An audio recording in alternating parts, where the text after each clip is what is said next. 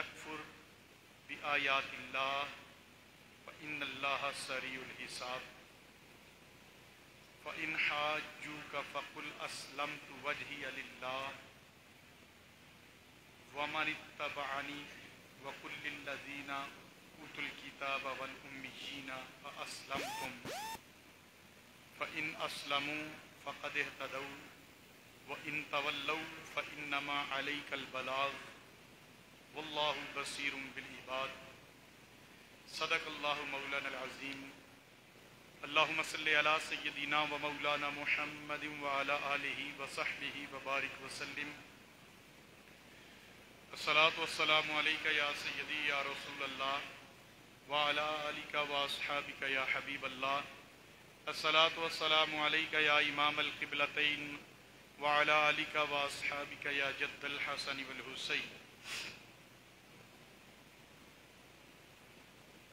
بعد از درود و سلام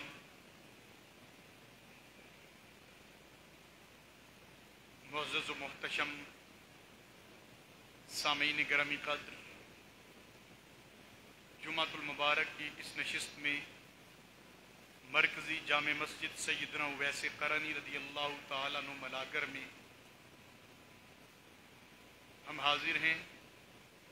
اللہ تبارک و تعالیٰ کا بے حساب شکر ہے کہ جس مالک کائنات نے زندگیوں میں ہمیں پھر سے رمضان المبارک کا مبارک مہینہ عطا کیا، اور ہماری یہ خوش بختی و خوش نصیبی ہے کہ اس مالک نے ہماری بخشش و مغفرت اور عذاب جہنم سے چھٹکارے کا سماں کر کے یہ رحمتوں بھرا مہینہ ہمیں عطا کیا۔ ہمارا ریگولر درس قرآن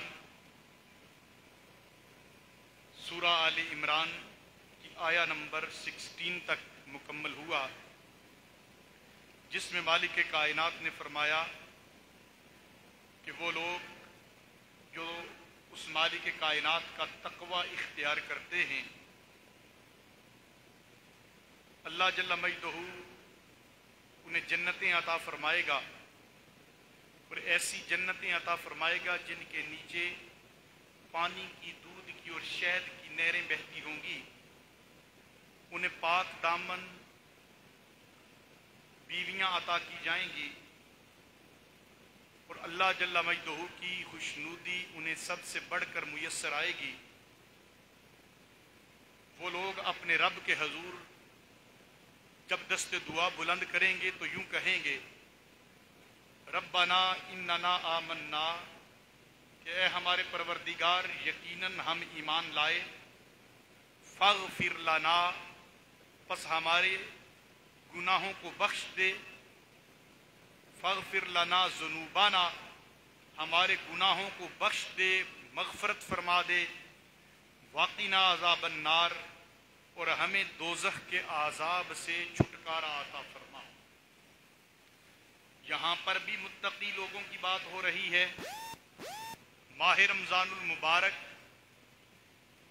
شروع ہے، اس کے روزے آپ اور میں سب مسلمان رکھ رہے ہیں۔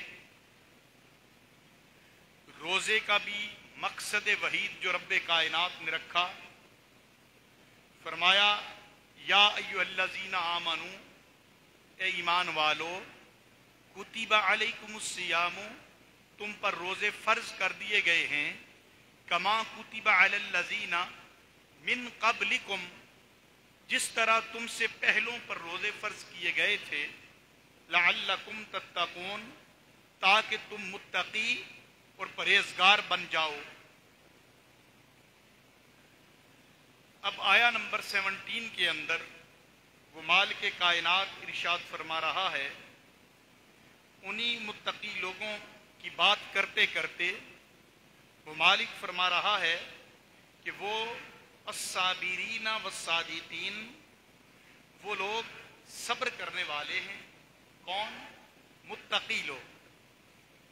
رمضان کا جب روزہ آپ رکھتے ہیں تو روزہ بھی صبر کا نام ہے، رک جانے کا نام ہے، اپنے آپ کو روکے رکھنے کا نام ہے، اور بہت ساری جائز اور حلال باتیں اور امور جو لازم ہوتے ہیں کہ ان کے بغیر انسانی زندگی کا وجود ممکن نہیں ہے، مگر جب آپ روزہ رکھ لیں تو سحری سے لے کر افطاری تک پورا دن آپ اپنے آپ کو ان جائز اور حلال باتوں سے بھی روکے رکھتے ہیں۔ ان میں کھانا پینا ہے، حقوق زوجیت ہیں جن سے انسان رکا رہتا ہے، اور اللہ جل مجدہ کی بارگاہ میں وہ تلاوت کلام مقدسہ بھی کرتا ہے، وہ اللہ کی بارگاہ میں سر بسجود بھی ہوتا ہے، قیام بھی کرتا ہے، رکوع بھی کرتا ہے۔ تو متقی لوگوں کی اس مالک کائنات نے پہلی صفت بیان کی اور فرمایا کہ یہ صبر کرنے والے کون ہے؟ بولیے، بولیں ذرا، آپ کو بھی یاد ہو جائے۔ متقی لوگ کون ہوتے ہیں؟ صبر کرنے والے۔ اور اس کے بعد آگے ایک اور صفت بیان کی، فرمایا والصادقین، وہ صادق بھی ہوتے ہیں، سچے بھی ہوتے ہیں، جھوٹے بولیے نا، جھوٹے نہیں ہوتے۔ متقی لوگ سچے ہوتے ہیں، سچوں کا ساتھ دینے والے ہوتے ہیں، نہ جھوٹ بولتے ہیں اور نہ جھوٹوں کے ساتھ کھڑے ہوتے ہیں۔ والقانتین، اور وہ ادب اور اطاعت میں اللہ کی بارگاہ میں جھکنے والے ہوتے ہیں۔ یہ تیسری صفت ہے کہ وہ اطاعت الہی میں ادباً جھک جاتے ہیں، اپنے سر کو جھکا لیتے ہیں، سر نگوں ہو جاتے ہیں۔ والمنفقین، اور جو کچھ رب کائنات نے انہیں عطا کیا، مالک کائنات نے انہیں جو رزق دیا ہے اس میں سے اللہ کی راہ میں خرچنے والے ہوتے ہیں۔ والمستغفرین بالاسحار، اور رات کے پچھلے پہر اٹھ کر، رات کے پچھلے پہر اٹھ کر مصلی کی پشت پر کھڑے ہو جاتے ہیں اور کھڑے ہو کر اللہ کی بارگاہ سے معافی طلب کرتے ہیں۔ کیا کرتے ہیں؟ بولیے، اللہ کی بارگاہ سے معافی مانگتے ہیں کہ باری تعالیٰ، جو تیری نافرمانی ہو گئی، جو تیری حکم عدولی ہو گئی، جو تیری راہ سے بھٹکے رہے، مولا جو غفلت میں دن بیت گئے، جو زندگی گناہوں میں بیت گئی، رات کو وہ بندے مصلی کی پشت پر سوار ہو کر اس مالک کی بارگاہ میں استغفار کرتے ہیں۔ والمستغفرین بالاسحار، وہ راتوں کے پچھلے پہر مصلی پر کھڑے ہو کر اللہ کی بارگاہ سے معافی طلب کرتے ہیں۔ یہ جن کی صفت بیان کی؟ متقی لوگوں کی۔ اور اہل تقوی رب کائنات نے فرمایا کہ روزے تم پر بھی فرض کیے ہیں، تم سے پہلوں پر بھی فرض کیے ہیں، اور فرض اس لیے کیے لعلکم تتقون، کہ تاکہ تم متقی بن جاؤ، پرہیزگار بن جاؤ۔ یہاں بھی متقین کی صفتیں بیان کرتے ہوئے فرمایا کہ وہ صبر کرنے والے بھی ہوتے ہیں، وہ سچے بھی ہوتے ہیں، وہ سراپا ادب بن کر، عاجز بن کر اللہ کی بارگاہ میں اپنے سر کو جھکا بھی لیتے ہیں۔ پھر جو مالک کائنات نے انہیں رزق دیا ہوتا ہے اس میں سے وہ اللہ کی راہ میں خرچ بھی کرتے ہیں، اللہ کی مخلوق پر بھی خرچ کرتے ہیں، اور پھر شب کی تنہائی میں رات کے پچھلے پہر وہ اٹھ کر مصلی پر کھڑے ہو کر اللہ کی بارگاہ سے معافی کے طلبگار ہوتے ہیں کہ مولا ہمارے گناہوں کو معاف فرما۔ کہیں پہ اگر کے قریب تو سے بن کر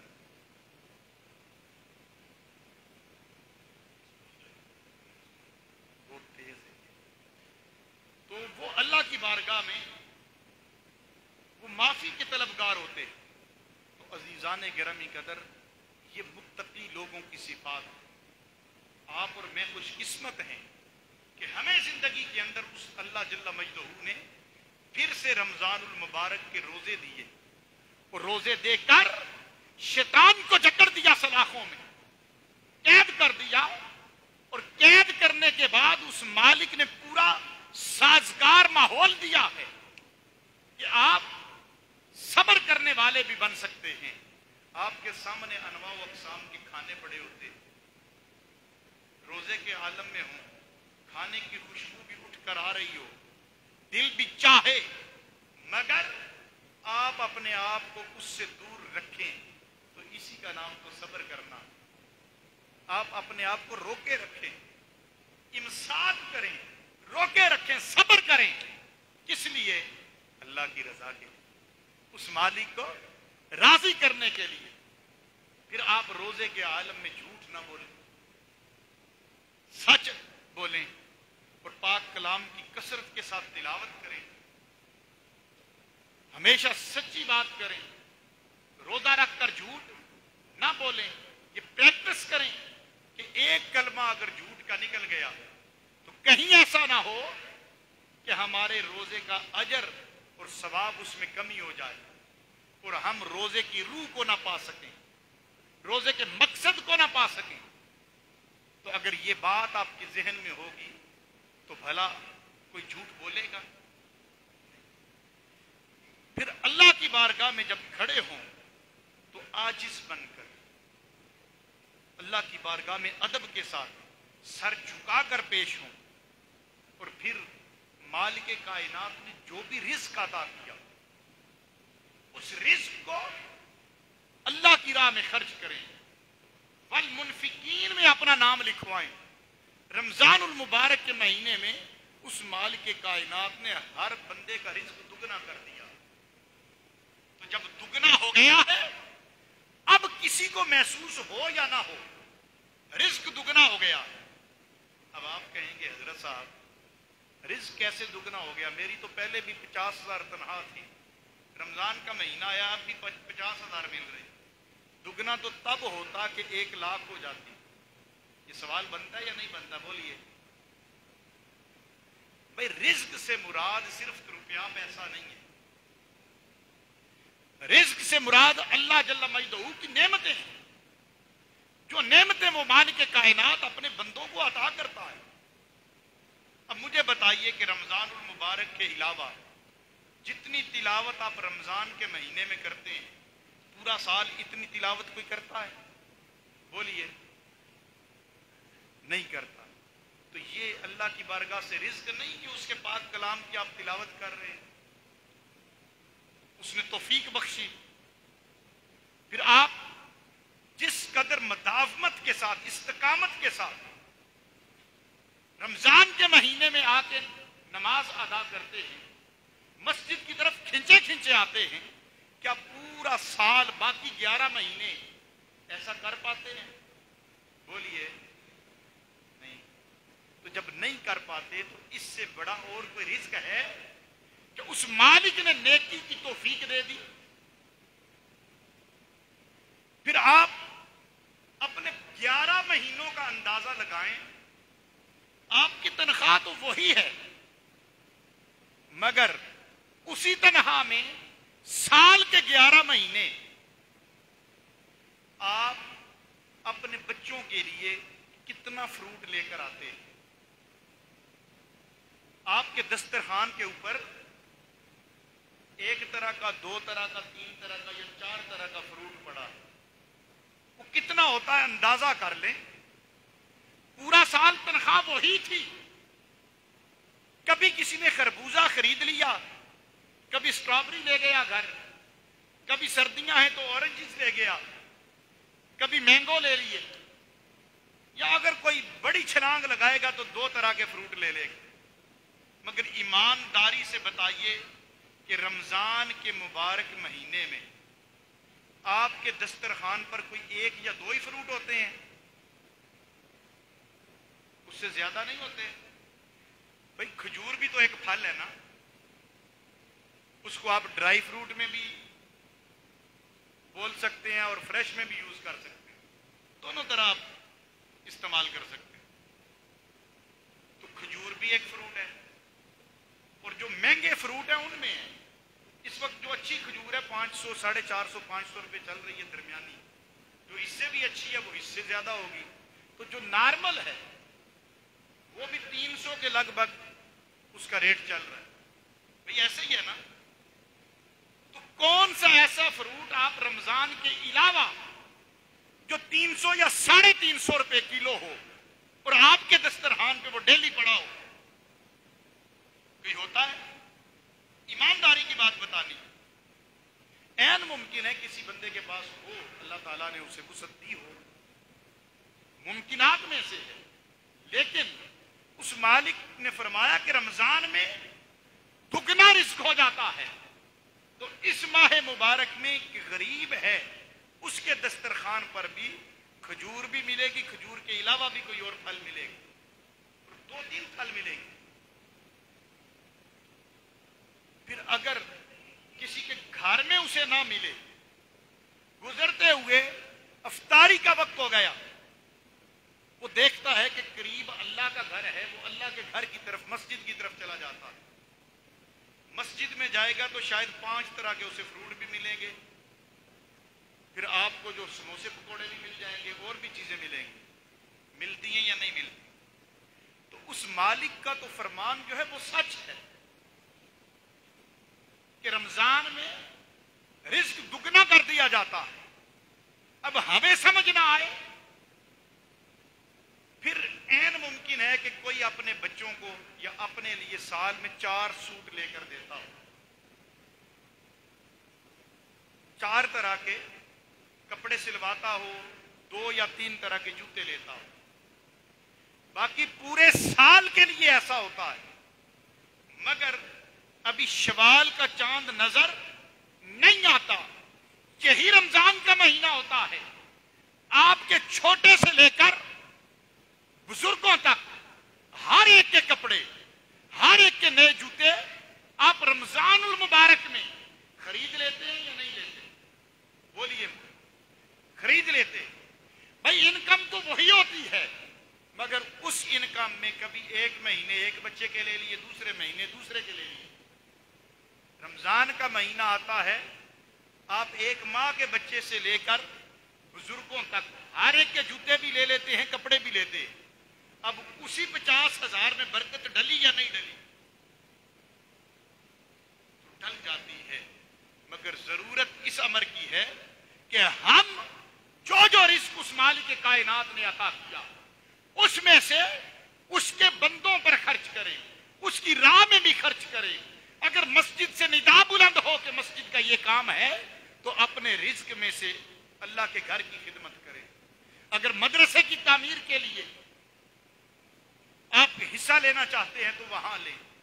آپ کے پڑوس میں کوئی بھوکا ہے تو اسے کھانا پہنچائیں اس کے در پر، اسے کسی کے آگے ہاتھ نہ پھیلانا پڑے.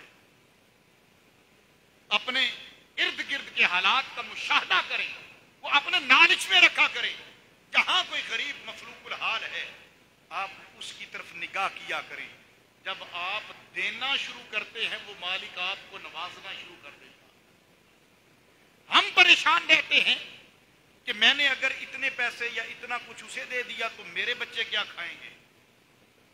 بھائی بچوں کو پالنا، ان کا پیٹ بھرنا، اس کے لیے تگودو کرنا تو تمہاری ڈیوٹی ہے. پیٹ بھرنا جس کی ڈیوٹی ہے وہ ان کا بھی انتظام کرے. اور اس کا ہرگز معنی یہ نہیں کہ جو کچھ کماؤ وہ سارا اٹھا کے دے دو. بھئی اپنے اہل و عیال پر بھی خرچ کرو، مگر اس میں سے ایک حصہ اللہ کی راہ کے لیے بھی وقف کرو، اللہ کی مخلوق پر خرچ کرو. اور پھر راتوں کو مصلے کی پشت پر سواری کیا کرو. لوگ کہتے ہیں رات کو اٹھا نہیں جاتا. مجھے بتائیے آپ سحری کے بغیر روزہ رکھتے ہیں؟ کتنے لوگ ہیں جنہوں نے آج سحری نہیں کی اور روزہ ہے؟ کوئی ہاتھ کھڑا کر کے بتا سکتا ہے کہ آج سحری نہیں کی روزہ ہے؟ ماشاءاللہ پورے حال میں کوئی نہیں. معنی یہ ہے کہ جس نے روزہ رکھا ہے اٹھ کر سحری بھی کی ہے. اور آج کل جو سحری کے لیے اٹھ رہے ہیں ٹائم جو ہے وہ 2:50 55 یہاں سے آپ اٹھنا شروع کرتے ہیں اور 4:15 تک آلموسٹ یہ ٹائم آپ کا جاتا. تو یہ رات کا پچھلا وقت ہے، پچھلا پہر ہے، ابھی فجر کا وقت نہیں ہوتا. آپ متقی لوگ وہ ہیں والمستغفرین بالاسحار کہ جو سحری کے وقت، رات کے پچھلے وقت مصلی پر کھڑے ہو کر میری بارگاہ سے معافی مانگتے ہیں۔ رب کائنات نے سحری میں اٹھنا تو عطا کر دیا، مگر وہ اٹھنا فقط 2 لقمے کھانے کے لیے نہیں ہونا چاہیے۔ بے شک اس کا بڑا اجر ہے، اس کا بھی اجر ہے، مگر جب آپ اٹھیں، اٹھ کر تازہ وضو کریں، وضو کرنے کے بعد مصلی پر کھڑے ہو کر 2 رکعت نماز اس کے لیے ادا کر لیا کریں۔ تنہائی میں یہ وہ رکعتیں ہوں گی، یہ وہ سجدے ہوں گے جن کا دنیا کے ساتھ کوئی تعلق نہیں، دنیا میں دیکھنے والا کوئی نہیں ہے، فقط آپ ہیں یا آپ کا رب دیکھ رہا ہے۔ اس کی بارگاہ میں آنسو بہائیں، اپنی سابقہ زندگی جو گزر گئی ہے اس میں دیکھیں کہ جو جو غلطی کی تھی وہ ذہن کے اندر لائیں اور اس سے معافی مانگے۔ والمستغفرین میں اپنا نام لکھوائیں کہ شب کے پچھلے پیر متقی لوگ اٹھ کر مصلی کی پشت پر سوار ہو کر اس کی بارگاہ سے معافی مانگتے ہیں، معافی طلب کرتے ہیں۔ شاہد اللہ انہ لا الہ الا ہو والملائکۃ واولو العلم قائما بالقسط۔ آگے اس مالک کائنات نے فرمایا کہ اللہ نے اس بات پر گواہی دی ہے کہ اس کے سوا کوئی عبادت کے لائق نہیں، اور فرشتوں نے اور علم والوں نے بھی، اور ساتھ یہ بھی کہ ہر تدبیر عدل کے ساتھ فرمانے والا وہ مالک کائنات ہے۔ کون ہے؟ مالک کائنات ہے۔ لا الہ الا ہو، جس کے سوا کوئی عبادت کے لائق نہیں ہے۔ العزیز الحکیم، اور وہ بڑا غالب اور حکمت والا ہے۔ پھر آگے رب کائنات نے فرمایا ان الدین عند اللہ الاسلام، کہ بے شک اللہ کے نزدیک جو دین ہے، اللہ کے نزدیک جو دین ہے سب سے زیادہ قریب اور پسندیدہ دین وہ اسلام ہے۔ کون سا ہے بولیے؟ اسلام ہے۔ اور ہم نے کیا بنایا ہوا ہے؟ ہم اسلام کی بات کرتے ہی کوئی نہیں۔ ایمانداری سے ذرا سوچئے، باتیں تلخ ہیں لیکن حقیقت۔ ہم سمجھتے ہیں جو بریلوی مکتبہ فکر کا نہیں وہ مسلمان ہی نہیں، جو دیوبند مکتبہ فکر والے ہیں وہ کہتے ہیں ہمارے علاوہ کوئی اور مسلمان ہے ہی نہیں، جو فقہ جعفری والے ہیں وہ سمجھتے ہیں ہمارے علاوہ کوئی مسلمان نہیں، اہل حدیث سمجھتے ہیں ہم ہی پکے مسلمان ہیں، باقی اور کوئی مسلمان نہیں۔ یہ بات درست ہے یا غلط ہے؟ بولیے، غلط ہے یا درست ہے؟ درست ہے۔ تو اللہ رب العزت نے تو قرآن کریم میں یہ کہا ہی نہیں ہے کہ میرے نزدیک بریلوی سب سے قریب ہے، دیوبندی سب سے پسندیدہ ہے، فقہ جعفری والے اہل تشیع میرے نزدیک سب سے پسندیدہ ہیں، کہیں کہا ہے؟ رب کائنات نے ان فرقوں سے نکال کر ہمیں اجتماعیت میں پرونے کی کوشش کی ہے کہ یہ اکٹھے ہوں، اور ہمیں جو آفاقی نسبت دی اس مالک کائنات نے وہ اسلام کی نسبت ہے۔ کون سی بولیے؟ سب بولیں، کون سی نسبت ہے؟ اسلام کی نسبت ہے۔ بھائی اسلام کی نسبت ہے آفاقی، اللہ تبارک و تعالیٰ کی طرف سے عطا ہوئی۔ بریلوی کی نسبت تو بریلی شہر سے، دیوبندی کی نسبت تو دیوبند شہر سے ہے۔ بھائی ایسا ہی نہیں، انڈیا کے نا۔ اسی طرح فقہ جعفری کی نسبت سیدنا امام جعفر صادق علیہ السلام کی طرف احباب کرتے ہیں، وہ بھی اس دنیا میں۔ اسی طرح اہل حدیث، یہ ساری کی ساری نسبتیں زمینی ہیں، آفاقی ان میں سے کوئی نسبت نہیں۔ آفاقی نسبت ہے تو وہ اسلام کی نسبت ہے۔ تو رب کائنات نے فرمایا ان الدین عند اللہ الاسلام، کہ میرے نزدیک جو ہے سب سے پسندیدہ دین اسلام ہے۔ کیا ہے بولیے؟ اسلام ہے۔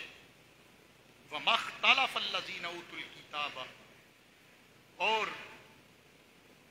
اہل کتاب نے جو اپنے پاس علم آ جانے کے بعد الا من بعد ما جاءہم العلم بغیا بینہم، اپنے پاس علم آ جانے کے بعد اختلاف کیا، وہ صرف وہمی حسد اور عناد کی وجہ سے تھا، حسد کی وجہ سے تھا کہ اگر نبی مکرم صلی اللہ علیہ وآلہ وسلم کو نبی مان لیا تو پھر بنی اسرائیل سے نبوت بنی اسماعیل کی تسلیم کر لی جائے. یہ بغض تھا، یہ حسد اور عناد تھا. اس وجہ سے وہ حق اور علم ملنے کے باوجود وہ ماننے کے لیے تیار نہیں تھے. وَمَن يَكْفُرْ بِآيَاتِ اللَّهِ، رب کائنات نے فرمایا اور جو کوئی ہماری آیتوں کا انکار کرتا ہے فَإِنَّ اللَّهَ سَرِيعُ الْحِسَابِ، بے شک اللہ تبارک و تعالی حساب لینے میں دیر نہیں کرتا. حساب لینے میں بولیے دیر نہیں کرتا، بلکہ حساب میں سریع الحساب ہے، وہ جلد حساب کرنے والا ہے. فَإِنْ حَاجُّوكَ، اور پھر بھی اگر آپ سے جھگڑیں کون؟ اہل کتاب. فَقُلْ، تو آپ فرما دیجئے اسلمت، آپ فرما دیجئے کہ میں نے وجہی للہ من اتبعنی، اسلمت میں نے تسلیم کیا اور میں نے پیروی کی اور اپنا سر وجہی للہ، اللہ کی پیروی میں، اس کی اتباع میں اپنا سر اپنا چہرہ جھکا لیا ادب کے ساتھ. وَقُلْ لِلَّذِينَ، اور اہل کتاب اور ان پڑھ لوگ جو ہیں اوتوا الکتاب والأمیین ااسلمتم، وقل آپ ان لوگوں سے اہل کتاب سے اور ان جاہلوں سے فرما دیجئے اسلمتم، کیا تم اللہ کے حضور جھکتے ہو؟ میں نے تو اپنا سر بھی جھکا لیا، اس مالک کائنات کو تسلیم بھی کر لیا، اس کی پیروی اور اتباع بھی کی، اس کے سامنے سر نیاز جھکا بھی لیا ہے. کیا تم بھی اسلمتم، تم بھی اس مالک کو مانتے ہو؟ تم بھی اس کے سامنے سر جھکاتے ہو؟ فَإِنْ أَسْلَمُوا، اب اگر وہ یہ کہیں کہ ہاں فَإِنْ أَسْلَمُوا، وہ اسے قبول کر لیں، وہ تسلیم کر لیں، فَقَدْ اهْتَدَوْا، پھر وہ اسے تسلیم کر لیں تو وہ حقیقتاً ہدایت یافتہ ہو جائیں گے. وَإِنْ تَوَلَّوْا، اور اگر اسلام سے منہ پھیر لیں، کیا اسلام سے منہ پھیر لیں، فَإِنَّمَا عَلَيْكَ الْبَلَاغُ، تو پھر محبوب اس کا ذمہ آپ کے ذمہ نہیں ہے، ان کے معاملات آپ کے ذمہ نہیں ہے. آپ کے ذمہ فقط کیا ہے؟ فَإِنَّمَا عَلَيْكَ الْبَلَاغُ، کہ آپ نے وہ جو حکم اور وہ جو تعلیمات میری بارگاہ سے آپ کی طرف آئی تھی، عَلَيْكَ الْبَلَاغُ، آپ کے ذمہ تو وہ ان تک پہنچانا ہی تھا. اب ان کا معاملہ میں جانوں اور وہ جانے. واللہ بصیر بالعباد، اور اللہ تبارک و تعالی اپنے بندوں کو خوب دیکھنے والا، اپنے بندوں کو مشاہدہ کرنے والا ہے. اس کی بصارت سے بصیرت سے کوئی چھپا ہوا نہیں ہے. عزیزان گرامی قدر، دین اسلام اس مالک کائنات کا پسندیدہ ہے. دین اسلام کی بڑی سادہ سی تعریف ہے. آقا علیہ الصلوۃ والسلام سے پوچھا گیا مل اسلام یا رسول اللہ، یا رسول اللہ اسلام کیا ہے؟ آقا علیہ الصلوۃ والسلام نے ارشاد فرمایا ان تعبد اللہ،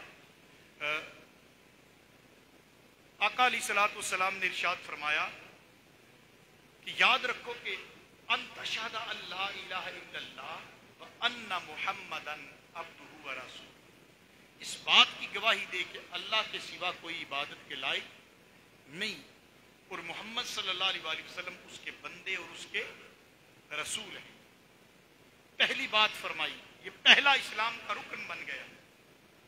دوسری حدیث پاک میں اسی کے لیے فرمایا بنی الاسلام علی خمس، شہادت اللہ الہ الا اللہ وان محمد عبدہ ورسولہ. آگے فرمایا بھائی کام الصلاۃ، اور نماز کا قائم کرنا، اور حدیث جبریل میں فرمایا وَتُقِيمَ الصَّلَاةَ، تو نماز قائم کرے، وَتُؤْتِيَ الزَّكَاةَ، اور زکات ادا کرے، وَتَصُومَ رمضان، اور رمضان المبارک کے روزے رکھے، وَتَحِجُّ الْبَيْتَ مَنِ اسْتَطَاعَ إِلَيْهِ سَبِيلًا، وَتَحِجُّ الْبَيْتَ، اور بیت اللہ شریف کا حج کرے اگر تو اس کی استطاعت رکھتا ہے۔ تو عزیزان گرامی قدر یہ 5 بنیادی چیزیں بتائیں۔ These are 5 pillars of Islam. First one شہادت توحید و رسالت، سیکنڈ ون نماز کا قیام، تھرڈ ون زکوٰۃ کی ادائیگی، فورتھ ون رمضان المبارک کے روزے، اور لاسٹ ون اگر استطاعت ہے، اللہ جل مجدہ نے طاقت دی ہے تو اس کے گھر کا طواف کرے، اس کے گھر کا حج کرے، حج کے لیے جائے۔ یہ 5 بنیادی چیز۔ اب اگر کوئی ان 5 چیزوں پر عمل لاتا ہے، ان میں کمی بیشی نہیں کرتا، اپنے نام کے ساتھ وہ لیبل اہل حدیث کا لگاتا، کمی بیشی ان میں نہیں کرتا، تو آپ اس کو غیر مسلم کہہ سکتے ہیں؟ بولیے، پریشان ہو گئے ہیں بھئی، کھل کر جواب دیں۔ نہیں، کیوں؟ کہ اس نے ان 5 چیزوں کو مان لیا ہے، اس نے اللہ تعالیٰ کی وحدانیت کی گواہی بھی دے دی، آقا علیہ الصلوۃ والسلام کی شہادت کی گواہی بھی دی،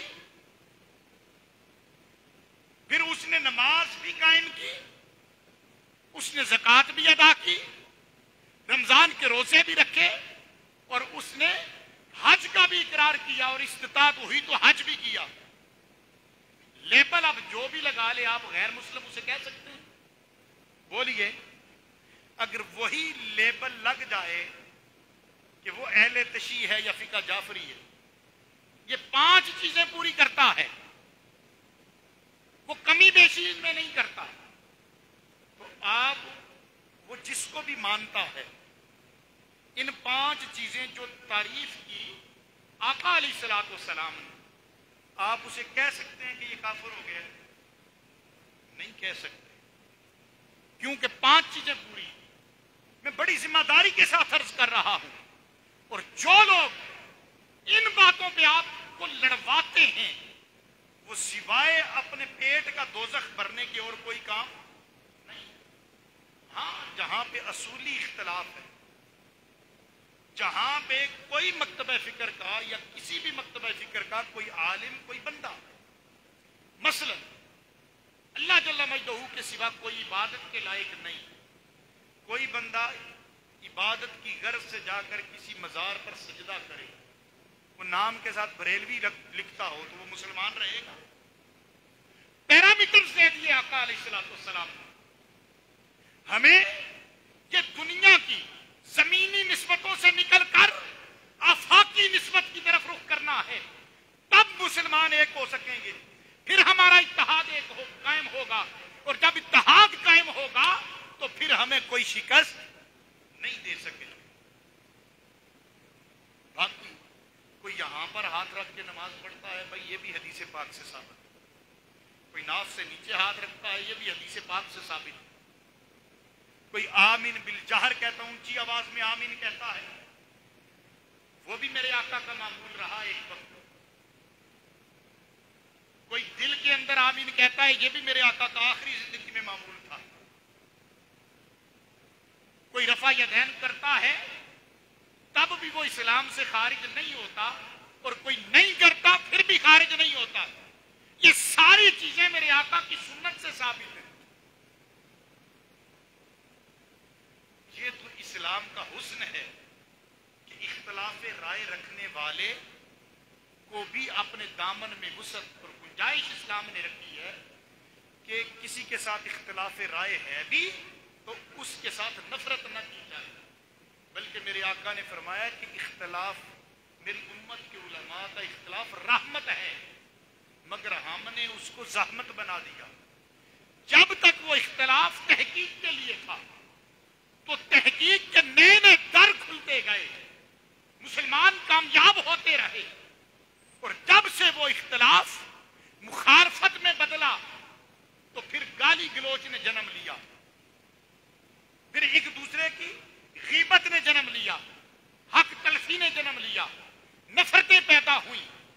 پھر دیکھنے میں یہ آیا کہ منبر پر بیٹھ کر جو دوسرے مکتبہ فکر والے کو گالی دے رہا ہے، اس کی اپنی دکان پر اگر دوسرے مکتبہ فکر کا کوئی بندہ آ گیا تو اسے اٹھ کر جپھی ڈال کے ملتا بھی، اپنی دکان پہ کاروبار میں تو مل لے، اور اللہ کے گھر میں آپ اس سے نفرت کا پرچار کریں، اسلام تو اس کی اجازت نہیں دیتا۔ تو دوستو، محبت کریں۔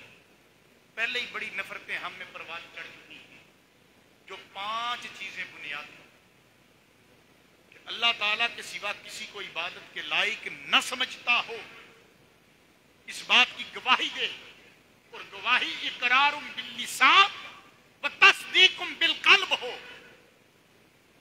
آقا علیہ الصلوۃ والسلام کو اس کا بندہ اور اس کا رسول اور خاتم النبیین مانے، اور اقرار باللسان و تصدیق بالقلب ہو، پھر نماز کا قائم کرنے والا ہو، زکوٰۃ کا ادا کرنے والا ہو، حج کرنے والا ہو، رمضان مبارک کے روزے رکھنے والا ہو، لیبل جو بھی لگائے وہ مسلمان ہے۔ آپ کا کام یہ نہیں کہ آپ اسے دائرہ اسلام سے خارج کرتے پھریں۔ اس لیے میرے آقا علیہ الصلوۃ والسلام نے ارشاد فرمایا کہ بنی اسرائیل میں 72 فرقے تھے، میری امت میں 73 ہوں گے، ان میں ایک فرقہ ناجیہ ہوگا، نجات والا ایک ہوگا، لیکن وہ جو باقی 72 ہوں گے ان کو تو میرے آقا نے بھی یہ نہیں فرمایا کہ یہ میرے نہیں ہیں، کیا فرمایا؟ میری امت کے 73 ہوں گے۔ معنی یہ ہے کہ وہ بھی آقا کے امتی ہیں، آقا نے انہیں بھی امت سے نکالا نہیں۔ ہر کوئی اپنے آپ کو کامیاب سمجھے، فرقہ ناجیہ سمجھے، مگر باقی 72 کو اسلام سے نہ نکالیں جنہیں آقا نے نہیں نکالا۔ آقا نے فرمایا میری امت کے 73 ہوں گے، یعنی یہ بھی میری امت کا ہے، یہ نجات پانے والا ہے، باقی 72 بھی میرے امتی ہیں۔ آقا کہیں کہ یہ میرے امتی ہیں اور میں اور آپ ان کو نکالتے پھریں، ہمیں کس نے یہ اتھارٹی دی ہے؟ اس لیے دوستو، رمضان المبارک کا مقدس مہینہ ہے، اس میں محبت کو پروان چڑھائیں، پیار کو پروان چڑھائیں۔ اگر مسلک کے اختلاف کی وجہ سے کسی سے آپ نہیں بولتے تھے، اسے بھی سلام کریں، آپ اختلافی باتیں نہ کریں۔ یہ اختلافات مسلکن 2 یا 3% معاملات پہ، باقی 95 سے 97% ان میں ہم سب ایک ہیں۔ تو ہم اختلاف والی باتوں کو تو پروان چڑھائیں، منبر پر جب بیٹھیں اختلاف کی بات کریں، مگر جو 90-95% یا 97% جوڑنے والی باتیں ہیں وہ کیوں نہیں کرتے، ادھر کیوں نہیں جاتے؟ اب رمضان المبارک میں جوڑنے والی باتیں کریں، آپ کے جو بہن بھائی آپ سے ناراض ہیں انہیں بھی راضی کریں، جو ہمسائے آپ سے ناراض ہیں انہیں بھی بولیے نا کیا کرنا ہے بھئی، آپ نہیں کرنا چاہتے؟ کون کون راضی کرنا چاہتا؟ ہاتھ کھڑا کریں ذرا، ماشاءاللہ۔ تو بھائی آپ راضی کرنا چاہتے ہیں، جو گھر میں بیٹھا ہوا اس نے تو ہاتھ کھڑا ہی نہیں کیا نا۔ آپ راضی کرنا چاہتے ہیں تو آپ اس انتظار میں ہو وہ آئے اور مجھے بلائے تو راضی نامہ ہو جائے، ایسا ممکن ہے؟ راضی کرنا چاہتے ہیں آپ، اجر ملے گا آپ کو، تو اگر آپ راضی کرنا چاہتے ہیں تو چل کے چلے جائیں، کوئی بات نہیں، سینے لگا لیں اپنے بھائی کو۔ تو یہ نفرتیں مٹائیں، محبتوں کو رواج دیں۔ اللہ جل مجدہ مجھے آپ سب کو عمل کی توفیق عطا فرمائے۔ وآخر دعوانا ان الحمد للہ رب العالمین۔ بہت شکریہ، سنت ادا فرمائے۔